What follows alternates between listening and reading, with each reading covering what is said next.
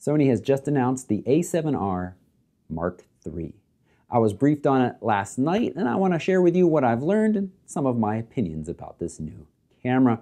But most importantly, I want to see your questions and your comments. Leave those right down below. Hit that subscribe button too, because over the next day or so, I'll be shooting with this camera, and I want to be able to think about your questions and your comments and be answering them for you, either in the questions and comments box or in future videos, like where I compare it to the image quality of the D850 or the original a7R Mark II is what I'm using to film this video.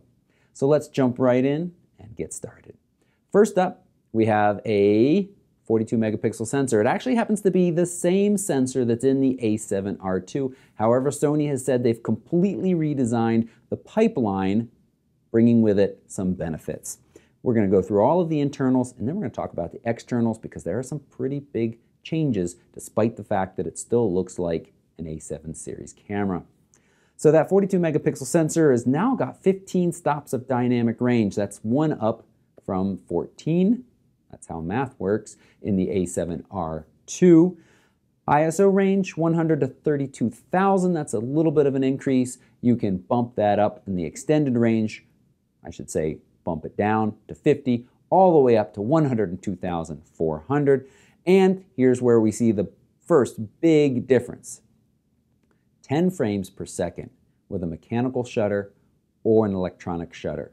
And like the A9, that electronic shutter is completely silent. However, unlike the A9, this isn't a stacked CMOS sensor. So we have to keep in mind the A9 is built from sensor to body for speed. The a7R II and a7R III now, not quite as much. We've got a speedier pipeline, but that sensor remains the same. It's not a stacked CMOS sensor. So I suspect we are going to see more rolling shutter in still images with the a7R II in silent mode. But 10 frames per second mechanical is very impressive.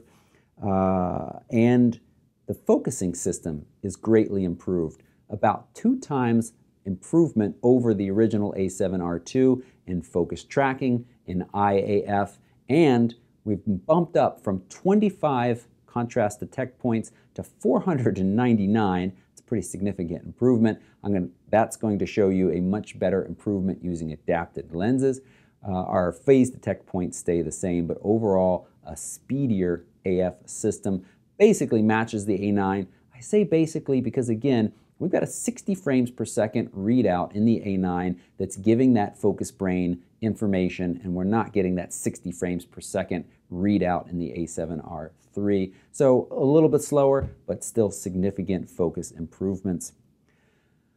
That focus improvements, you got continuous tracking up to 10 frames per second. You do lose at 8 frames per second the completely live view look, and you start to see the last image taken when you move up to 10 frames per second. But again, 42 megapixels at 10 frames a second with focus tracking, that is impressive, and I can't wait to get my hands on this camera. You might be wondering, well, 42 megapixels at 10 frames per second, how long can you actually shoot like that? If you're shooting the compressed RAW, your buffer is 87 images. If you're shooting the the compressed RAW, yes, 87 images. Uncompressed, you're somewhere around 28 images. So that's less than 3 seconds of the 10 frames per second. That's a pretty short amount of time. To be honest with you though, I've been shooting with the a7R II for 2 years. The day it came out, I started shooting with it. And I really don't see a difference between the compressed and the uncompressed RAW. So, you know, when I need more speed, I'm certainly happy to switch over to the compressed RAW to make sure that I get a little bit more burst rate there. We have a redesigned shutters mechanism in here as well with a new braking system. It's not something you hear every day, for reduced vibration reduction. So I'm actually working on my Nikon D850 review right now. It is going to be out later this week. I have a lot of great things to say about this camera, but I see some limitations of DSLRs. The mirror flipping up creates vibrations, the shutter mechanism not being a stabilized sensor in here. And when you start to get up to these very high megapixel ranges that we're seeing now in cameras, we've been seeing for a while, you start to notice these. At certain shutter speeds, it becomes much more apparent. And not having a mirror, having a redesigned shutter system that incorporates that braking, gives you that full 42 megapixels of resolution. You're not losing any to a little blur or shake, and that's important. Sony's learned from the original a7R, which had a serious issue in that respect. And they've mentioned that the shutter design overall is improved, should be a lot more reliable. For those of you who've been watching the channel for a while, you know that I had some issues shooting in sub-zero weather in Alaska last winter, and then as a result had to test my camera in the freezer after sending it in for a hefty repair. I'll link that video right down below if you want to find out more about that. I'm hopeful with the a7R III that improved shutter means I won't have to shove it in the freezer anytime soon. The 5-axis image stabilization has been improved by half a stop, and borrowing an idea from Olympus with that pixel sensor shift idea. The Olympus, it shifts it a little bit using that sensor stabilization to create you a very large megapixel image from a small megapixel sensor, smallish. Sony kind of takes that idea and shoots 4 images in this mode. That creates an 170 megapixel image that in software separate from the camera, this doesn't happen in camera, so it's of limited use, and even more so in a minute, I'll tell you why, to create an extremely highly detailed 42 megapixel image with more detail, less noise. When a shot is taken, there's some interpolation, some guessing what's between the pixels in color, in sharpness, and information, and by shifting it over there, it doesn't have to guess anymore. It says, oh, I see exactly what's there. So we saw some prints of this, high quality prints. In some of them, it was quite easy to tell. In others, it was a little bit less easy to tell. Because of the way this technology works, it is not going to be good for anything moving at all. So we're talking architecture, we're talking artwork, still life. That's where you're going to see this. And again, I think it's limited use because 1, it gets combined afterwards, and 2, as I said, no motion at all really in your subjects. Switching to video, video takes advantage of the whole new improved AF system that I talked about. 4K does remain maxed out at 30 frames per second, but we've got HDR log. This is the first time a full frame camera has offered this, and the 120 frames per second is at a higher bit rate. All right, that's the internals, externals. So at a glance, this looks identical to an a7R II, but they have added to the back the little joystick nub, call it a multi-point focus selector, whatever you want. It's that dedicated thumb point for selecting your focus point.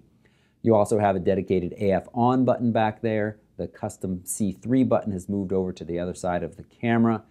And I buried the lead here. We've got the A9 battery in this camera.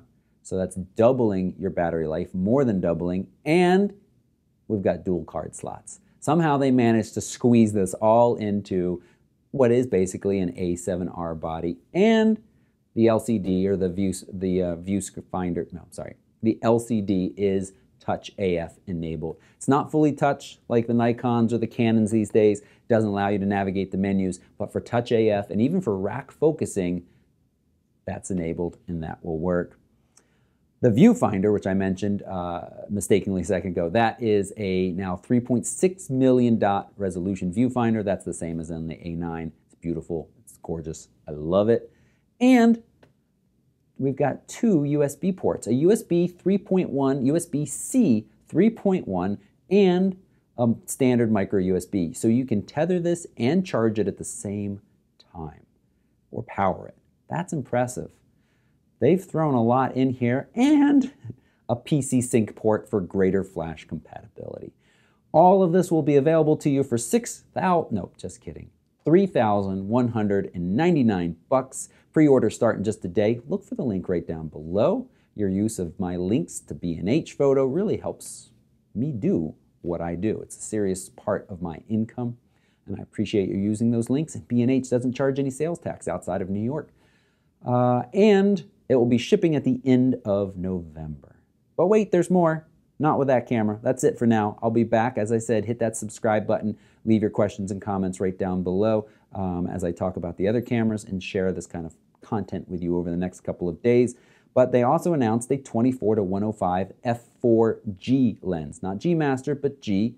This is a compact, lightweight, standard zoom for walk around like Canon and Nikon already offer. Looking at the MTF charts, it beats the pants off Canon and Nikon, which honestly, the 24 to 105, 24 to 120 on the Nikon side, those are very convenient lenses. They are not the sharpest lenses in the tool shed. So however that saying goes, so that's not too impressive to beat them, but looking at the MTF charts, they do a lot better, especially in the corners. The AF system is magnetic and silent, so it's also, this is a thoughtful lens for video, they've minimized focus breathing as well. It's only 663 grams, that's the lightest in its class, $1,299, also available at the end of November with pre-orders starting in just a few days. Again, look for those links right down below. What else? What did I miss? Let me know what your thoughts are. Is this the camera you're going to sell a kidney for? Leave those comments right down below. Thanks so much for watching. Bye-bye.